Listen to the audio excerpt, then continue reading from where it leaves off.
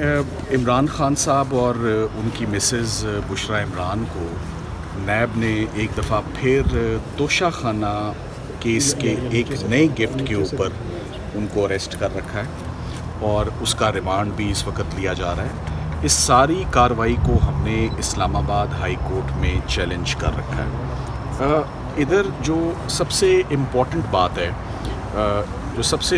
बात है वो ये है कि आप एक ही केस को, एक ही इल्ज़ाम को कितनी दफ़ा प्रोसिक्यूट करेंगे। क्रिमिनल लॉ में इसकी ममानियत है।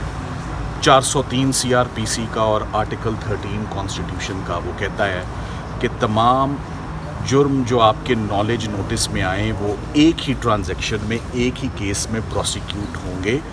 कोई केस बच्चे नहीं देता कि पहले कि step by step in bits and pieces, in piecemeal approach, fragmented approach, Aahista Aahista कभी हार का केस होगा, कभी अंगूठी का होगा, कभी घड़ी का होगा, जबकि सारी बातें अगर आपके इल्म में हैं, जो कि जब 14 साल वाला सज़ा का केस तोशा खाना का हुआ तो उनके नोटिस में था। पहला केस बना दिया नैब ने ग्राफ के सेट का, और अब जो केस बना दिया वो बना दिया बुल्गेरी के सेट का।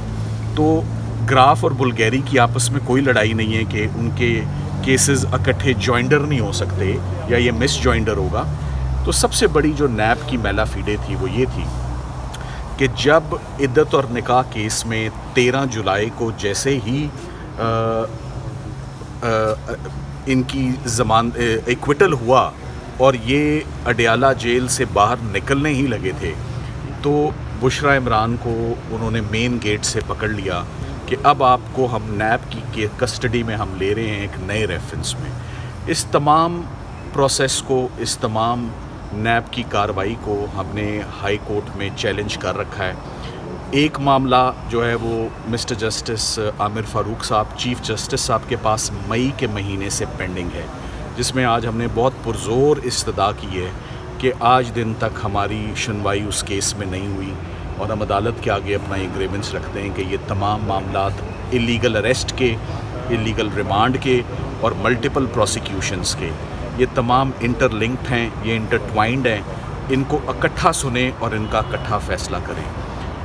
आज डिविजनल बेंच, जिसकी सरबराही मिस्टर जस्टिस मियां गुल हसन औरंगज़ेब साहब कर रहे थे, उन्होंने हमारे इस इस्तदा को और हमारी इस एंजाइटी को कि इस केस में सुनवाई होनी चाहिए और जल्द अज जल्द होनी चाहिए, और तमाम मामलात इकट्ठे ब्रैकेट और क्लब करके चीफ़ जस्टिस साहब को उन्होंने भिजवाए हैं, ये बताते हुए कि इसमें पार्टी की जो एंजाइटी है वो बहुत बड़ी भी है, उसमें वो कोई मुनासिब फ़ैसला करें, या वो ख़ुद सुने, या वो मामला जो दूसरे 2 मामलात कनेक्टेड हैं वो रिट पिटिशंस भी इधर ट्रांसफ़र कर दें।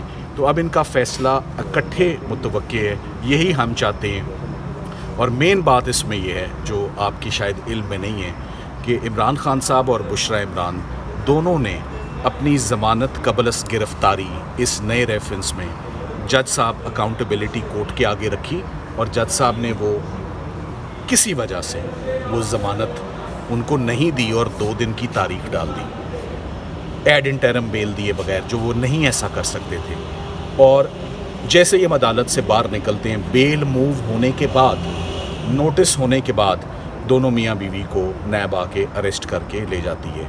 तो ऐसा वाक़या तो पहले भी हुआ था। इस्लामाबाद हाई कोर्ट से इमरान खान साहब को ले गए थे नैब 9 मई को।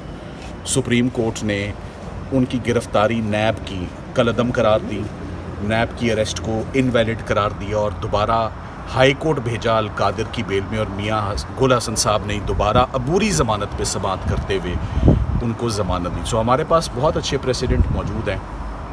All we need now is a hearing, जो कि आज हमने अपना पुरज़ोर इस्तदा आमिर फ़ारूक साहब चीफ़ जस्टिस साहब के आगे रखी है, इनडायरेक्टली थ्रू मिस्टर जस्टिस मियां गुल हसन औरंगज़ेब साहब कि या वो सारे मामला इकट्ठे सुन लें या आप सुन लें, वो भेज दें, कोई एक सुने तो तभी बात है। फ़िलहाल अडयाला में इसी केस का रिमांड जारी है।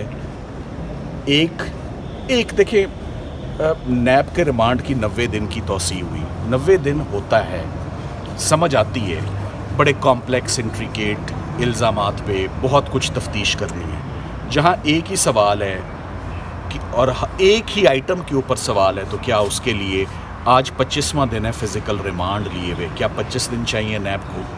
کیا 90 دن کا پورا انہوں نے ڈوز دینا ہے؟ جب تک 90 دن نہیں ہوں گے ضمانت نہیں ڈالی جا سکتی.